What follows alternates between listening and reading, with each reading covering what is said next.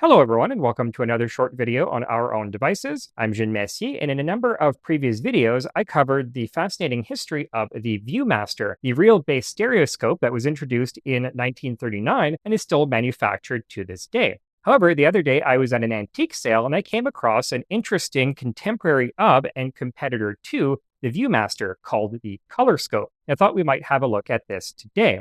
Now, unfortunately, there's not a whole lot of information available about these. From what I've been able to find out, the Colorscope was manufactured by the Colorscope Corporation of Moline, Illinois, and was marketed from the 1940s into the 1950s. Now, unlike the Viewmaster, which used a circular rotating reel to hold its stereo pairs, the Colorscope used a rectangular paper card holding 11 stereo pairs, which moved linearly through the viewer.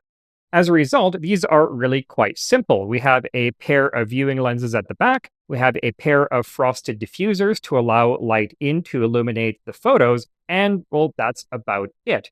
Like most of the Viewmaster designs of the time, this didn't have any focusing capability. The earlier versions made in the 1940s had a curvier aesthetic and used a little spring-loaded plunger to advance the card through the viewer, whereas the later versions produced during the 1950s, like this one, used a little finger-operated friction wheel to move the card through. Now, these came in two basic color schemes, either this brown mottled sort of tortoiseshell scheme that we see here, or bright red. And while I haven't found any definitive sources stating what plastic these were made out of, it was likely Catalin, which is a phenol formaldehyde resin, very similar to the better-known Bakelite.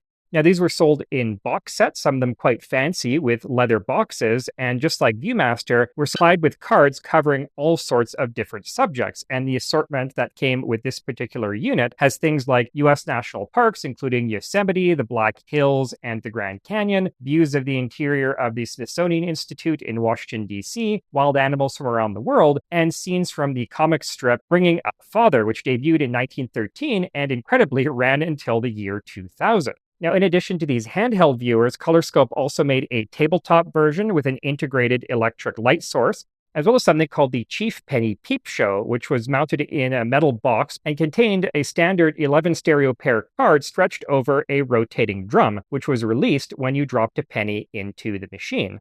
Now, that's about all I've been able to find on the Colorscope, but we're not quite done yet because, amusingly, there was another stereoscope sold at the same time under the brand named Colorscope, though color with a U in the British fashion.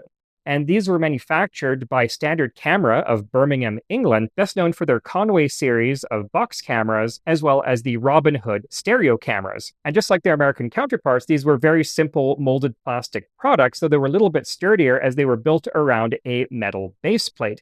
Now, instead of a card with multiple exposures like these, the British Colorscopes used little plastic cartridges with one stereo pair each, which you had to swap in and out. And a number of different versions of these were manufactured, some using natural light, some with an integrated battery-powered light source, and even a folding version. And that is all I have for you today. Bit of a short one today. Like I said, there isn't a whole lot of information on these types of viewers. I just thought it would be interesting to see what sort of products were competing with the venerable Viewmaster back in the day.